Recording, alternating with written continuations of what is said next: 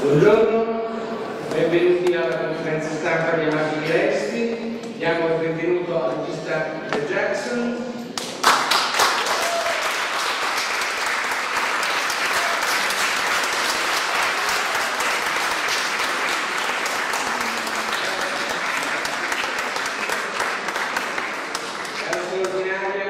Saoirse Ronan.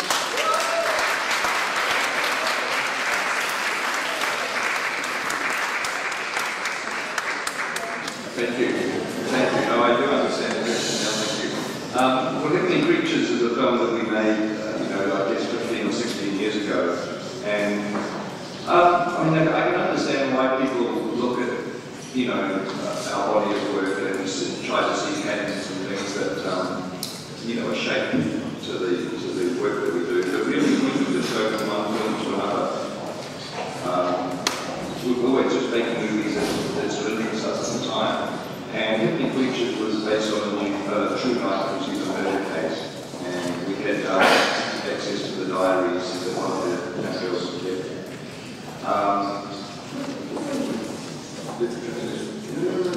Keep on going. Okay.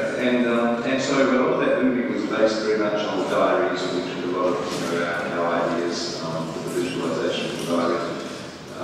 And now for the lovely Bones, we're basically obviously on Alice Sebold's novel. And really, a lot of it is a coincidence, because we were attracted to the novel because of the themes of the afterlife and what happens when you die, which hasn't got anything to do with Heavenly Creatures, really. It's a different story. And Susie sounded being a teenage girl, I guess, is a coincidence with Heavenly Creatures, because really Susie sounded called Bruce Sandwich, male, and that's how it would go. Because the story and the theme of the lovely bunch really will attract us most of it. And Serge, Sweet Serge delivered a wonderful performance, which is much more to do with her than me. When I direct actors, I'm not really helping them to act. I mean, Serge has a natural talent. Also, when I do, she knows much more about acting than me. So my job really is just to explain to Serge what the scene is doing, what the story is doing, and what we need the character to do. And she's very much in charge. Okay, I'll just deal with the first question first. What happens when you die is, I guess, a question that every single person on this planet thinks about in one way or another. Various times in your life. I guess it's one common mystery that unites all of humanity. And it's an interesting question. I have no real knowledge or idea of what happens when you die any more than anyone else does. I do like to believe that there is some scientific rationale behind a soul or a spirit being a form of energy, and that energy cannot be destroyed. It's one of the laws of physics. So that I have been in the presence of somebody who's died a couple of times, and there is a very, very profound moment that happens when that person leaves their body.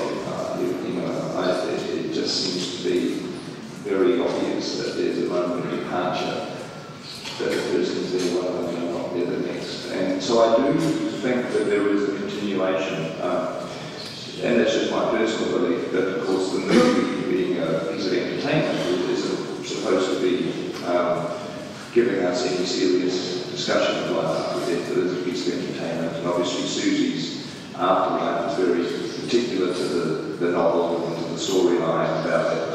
And it was very interesting to deal with as a topic, because questions about how much should Susie seek to have vengeance on a scenario. But, should she try to revenge her death? Is that appropriate? Those sorts of themes and questions were obviously interesting, which of course to do with the entertainment, the story of any series of adaptation like the output. And 3D. I'm sort of passionate about 3D to some degree. I'm not really an evangelist, but I do think that movies are escapist entertainment. That's what I like about movies, is just have experiences that go beyond anything that you can became a new real life. That's why I watch movies to escape.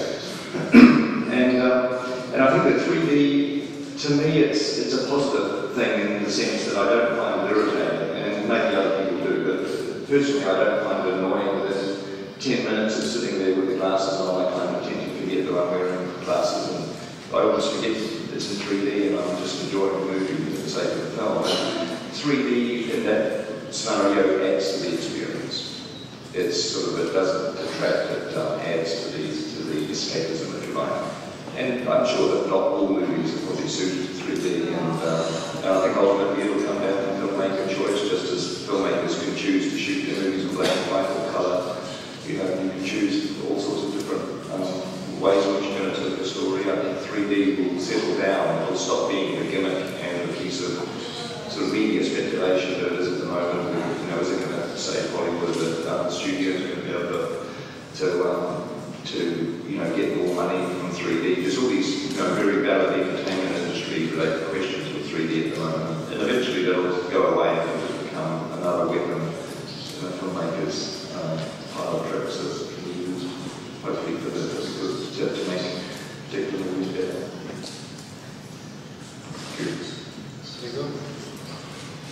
Ciao, sono illustrato di West Magazine, ho un pelino emozionato per un'ammirazione sui confronti che va magari oltre.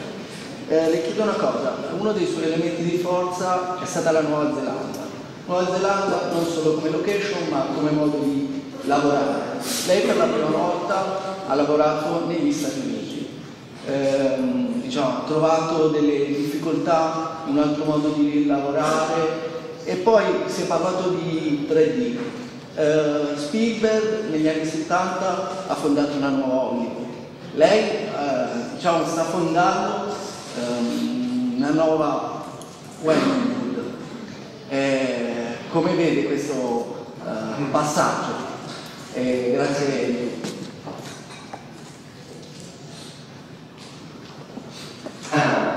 Okay, good. Well, you know, the Lovely Bones was the first time I shot any film outside of New Zealand. Although the production, I should say, the production was based in New Zealand. Our film company, you know, produced the movie, and that's where we are based. We went to Pennsylvania and shot location scenes in Pennsylvania for about 7 or 8 weeks, and then we relocated back to New Zealand again. A lot of the interiors were shot in our stages in New Zealand, and we obviously did all the post-production there. So the Lovely Bones wasn't in any way an American film, it was still a New Zealand movie.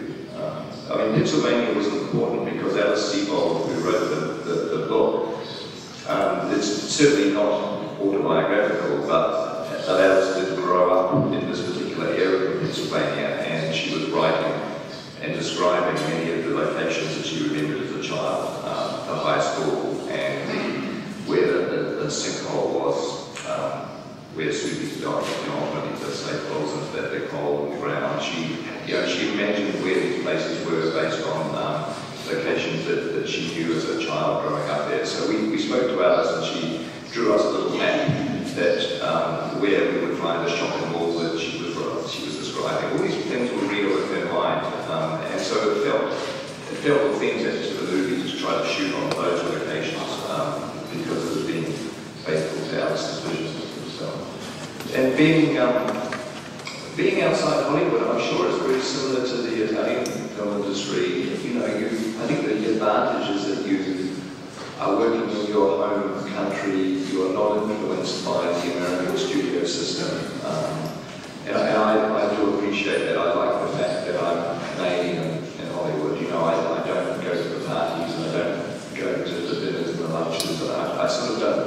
I'm not connected with any of that. I'm just a New Zealander and a stranger to that. And I think that's healthy because the Hollywood film industry, I think, has a tendency to make people conform to a particular type of movie and a particular style of filmmaking. And I think it's healthy to stay a little bit outside of that, and I think it results in a slightly more independent viewing in resolve.